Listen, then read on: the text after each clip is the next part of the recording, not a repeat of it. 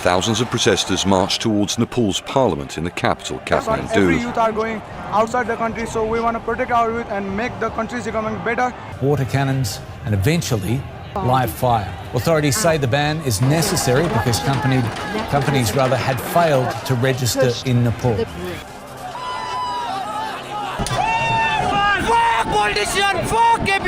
King Birendra once said, "Even if I die, shall my country live on?" When you think of Nepal, you immediately think of Mount Everest, the only national flag that is non-rectangular, which is based actually, some delicious momos and whatnot. It is a country that is sandwiched between China and India, and surprisingly enough, was never colonized by European powers. It's also the one country Family Guy made a cheesy joke about. And it's also known for the Nepalese version of the funny mustache man that went viral. I mean, just listen to how this guy's delivering his speech. Nepal, our mother, this country gave us birth. Don't let him fail art school.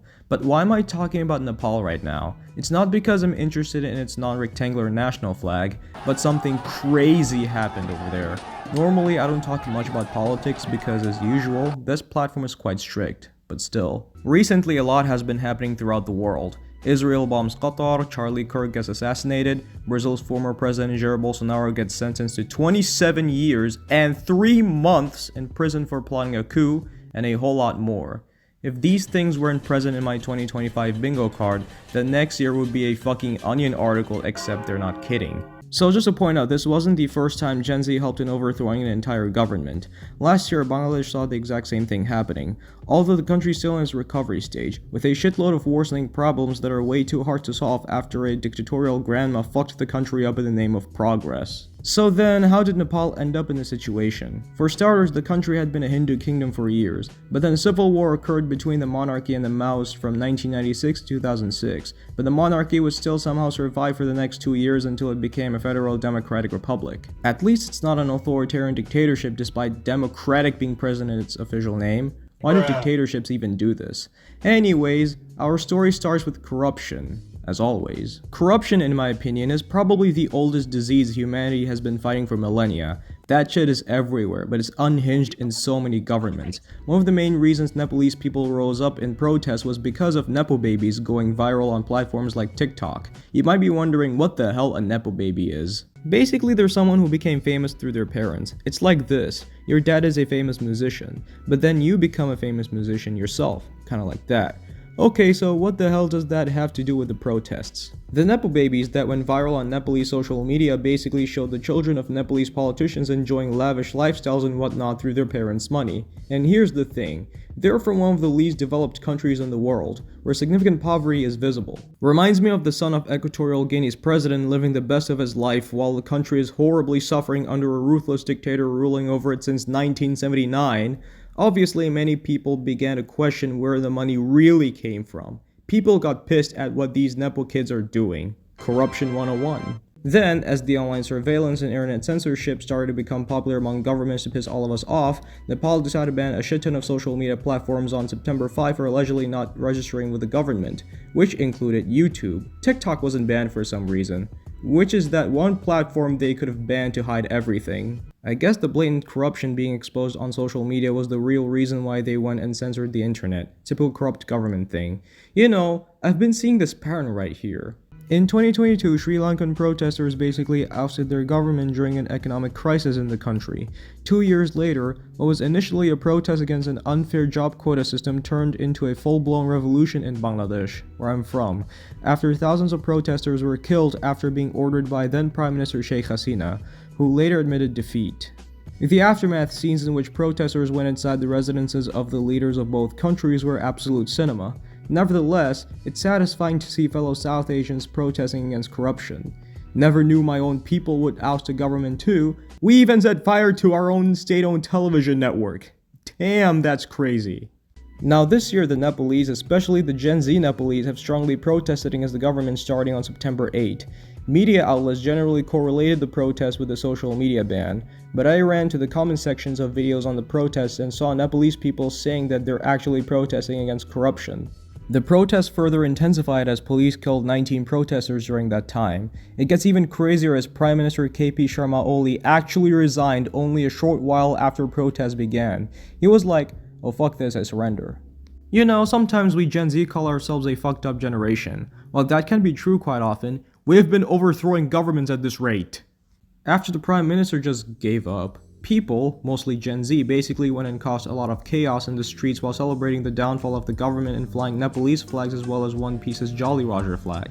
Taking notes from Indonesia, it seems, they set the whole parliament building on fire. While that's indeed a bad thing, this did actually show that the Nepalese Gen Z aren't fucking around and are genuinely done with how corrupt and incompetent their government is. But later on, they started cleaning up the mess throughout Nepal, including the capital Kathmandu. The protests became widely known worldwide, with so many people talking about them.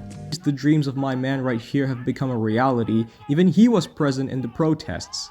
Now what? Will Nepal see the continuation of the corruption cycle, or will there be actual change the country needs? This is a tricky question. At this point, literally anything surprising can happen. And holy hell it did.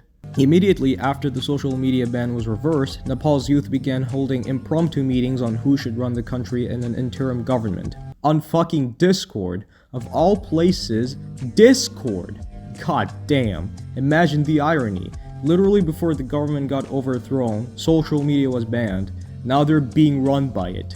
Feels like a whole ass Onion article. Oh wait, Albania has a fucking AI minister? AI? Oh god, we're fucked. Anyway, I guess you could basically consider Nepal the closest thing to the world's first country run by a social media platform, but it's a relief it's not gonna be run by Discord mods. I mean, what else did you think would happen? They even voted for a prime minister through Discord. The one they voted for is Sushila Karki, the jurist and the first female prime minister Nepal would see. She would run the country in an interim period until elections are held. So yeah, this whole thing has been insane. Nepal is a country that has been overlooked by many people throughout the world.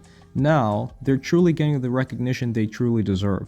But the fact that they actually elected their new PM through Discord is actually mind-blowing. Seriously though, I'm gonna root for this guy if he runs for Nepalese Prime Minister in the future.